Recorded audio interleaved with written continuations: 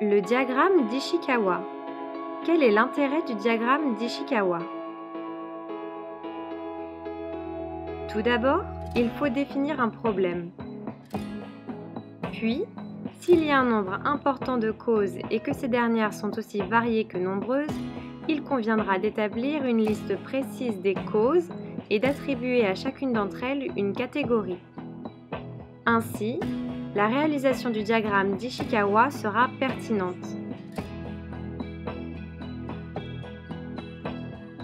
Le diagramme d'Ishikawa est aussi appelé diagramme cause-effet ou en arête de poisson. Il permet de classer les causes du problème selon la méthode des 5 M. Matière, matériel, méthode, milieu, main-d'œuvre,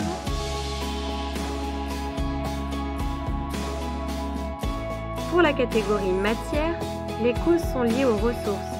Exemple, documents, produits, matières premières. Pour la catégorie matériel, les causes sont liées au matériel utilisé.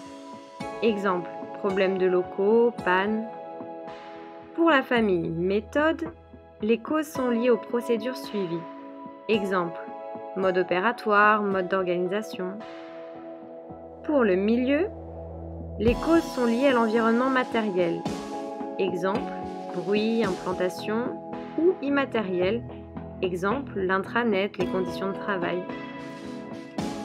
Pour main-d'œuvre, les causes sont liées au personnel. Exemple, absentéisme, manque de compétences, effectifs inadaptés. Il peut aussi y avoir la méthode des 7 M, s'il y a aussi des dysfonctionnements dans le management et les moyens financiers. Le style de management ou les consignes données sont des causes liées au management. Les coûts ou le budget alloué sont des causes liées aux moyens financiers.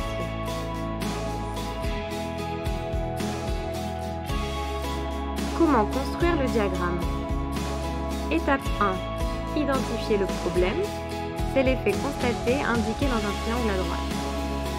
Étape 2. Répertorier la liste des causes à l'origine du problème. Étape 3. Associer les causes aux différentes familles adaptées au contexte. Étape 4. Tracer le diagramme. À chaque flèche est affectée une famille. Étape 5. Sous chaque famille, placez les causes et les sous-causes. Adoptez un style concis.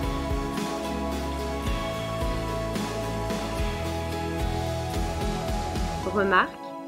Selon le problème constaté, il est possible de ne présenter que 3 ou 4 familles.